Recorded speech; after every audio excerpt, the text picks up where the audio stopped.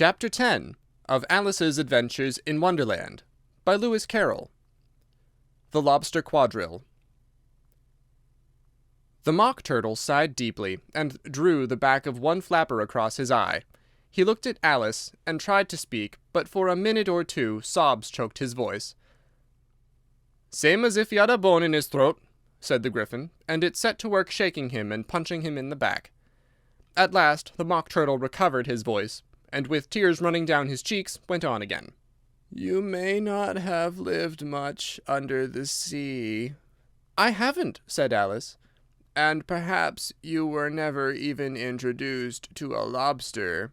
Alice began to say, "I once tasted," but checked herself hastily and said, "No, never."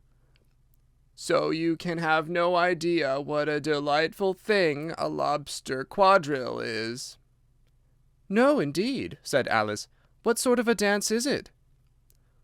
"Why," said the Gryphon, "you first form into a line along the seashore." "Two lines," cried the Mock Turtle, "seals, turtles, and so on. Then when you've cleared the jellyfish out of the way—" "That generally takes some time," interrupted the Gryphon. "You advance twice—" "Each with a lobster as a partner," cried the Gryphon. "Of course," the Mock Turtle said. "Advance twice, set to partners." "Change lobsters and retire in the same order," continued the Gryphon.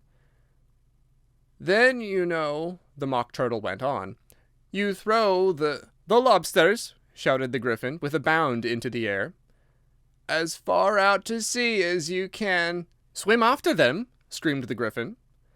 "Turn a somersault in the sea!" cried the Mock Turtle, capering wildly about. "Change lobsters again!" yelled the Gryphon. "Back to land again, and—" "That's all the first figure," said the Mock Turtle, suddenly dropping his voice, and the two creatures, who had been jumping about like mad things all this time, sat down again very sadly and quietly, and looked at Alice. "It must be a very pretty dance," said Alice timidly. "Would you like to see a little of it?" said the Mock Turtle. "Very much indeed," said Alice. "Come, let's try the first figure," said the Mock Turtle to the Gryphon. "We can do it without lobsters, you know. Which shall sing?" "Oh, you sing," said the Gryphon. "I've forgotten the words." So they began solemnly dancing round and round Alice, every now and then treading on her toes when they passed too close, and waving their forepaws to mark the time, while the Mock Turtle sang this, very slowly and sadly. "Will you walk a little faster?" said a whiting to a snail. "There's a porpoise close behind us, and he's treading on my tail. See how eagerly the lobsters and the turtles all advance. They are waiting on the shingle. Will you come and join the dance? Will you, won't you, will you, won't you, will you join the dance? Will you, won't you, will you, won't you join the dance? You really have no notion how delightful it will be when they take us up and throw us with the lobsters out to sea." But the snail replied, too far, and gave a look askance. Said he thanked the whiting kindly, but he would not join the dance. Would not, could not, would not, could not, would not join the dance. Would not, could not, would not, could not join the dance. "What matters it how far we go?" his scaly friend replied. "There is another shore, you know, upon the other side. The further off from England the nearer is to France. Then turn not pale, beloved snail, but come and join the dance. Will you, won't you, will you, won't you join the dance? Will you, won't you, won't you join the dance?" "Thank you. It's a very interesting dance to watch," said Alice, feeling very glad it was over at last. "And I do so like that curious song about the whiting." "Oh, as to the whiting," said the Mock Turtle, "you've seen them, of course." "Yes," said Alice, "I've often seen them at She checked herself hastily. "I don't know where Din may be," said the Mock Turtle, "but if you've seen them so often, of course you know what they are like." "I believe so," Alice replied thoughtfully. "They have their tails in their mouths, and they're all over crumbs." "You're wrong about the crumbs," said the Mock Turtle. "Crumbs would all wash off in the sea. But they have their tails in their mouths. And the reason is—" Here the Mock Turtle yawned and shut his eyes. "Tell her about the reason and all that," he said to the Gryphon. "The reason is," said the Gryphon, "that they would go with the lobsters to the dance, so they got thrown out to sea. So they had to fall a long way. So they got their tails fast in their mouths, so they couldn't get them out again. That's all." "Thank you," said Alice. "It's very interesting. I never knew so much about a whiting before." "I can tell you more than that if you like," said the Gryphon. "Do you know why it's called a whiting?" "I never thought about it," said Alice. "Why?" "It does the boots and shoes," the Gryphon replied very solemnly. Alice was thoroughly puzzled. "Does the boots and shoes," she repeated in a wondering tone. "Why, what are your shoes done with?" said the Gryphon. "I mean, what makes them so shiny?" Alice looked down at them and considered a little before she gave her answer. "They're done with blacking, I believe." "Boots and shoes under the sea," the Gryphon went on in a deep voice, "are done with whiting. Now you know." "And what are they made of?" Alice asked in a tone of great curiosity. "Soles and eels, of course," the Gryphon replied rather impatiently. "Any shrimp could have told you that." "If I'd been the whiting," said Alice, whose thoughts were still running on the song, "I'd have said to the porpoise, 'Keep back, please. We don't want you with us.'" "They were obliged to have him with them," the Mock Turtle said. "No wise fish would go anywhere without a porpoise." "Wouldn't it really?" said Alice in a tone of great surprise. "Of course not," said the Mock Turtle. "Why, if a fish came to me and told me he was going a journey, I should say, 'With what porpoise?'" "Don't you mean purpose?" said Alice. "I mean what I say," the Mock Turtle replied in an offended tone. And the Gryphon added, "Come, let's hear some of your adventures." "I could tell you my adventures, beginning from this morning," said Alice a little timidly. "But it's no use going back to yesterday, because I was a different person then." "Explain all that," said the Mock Turtle.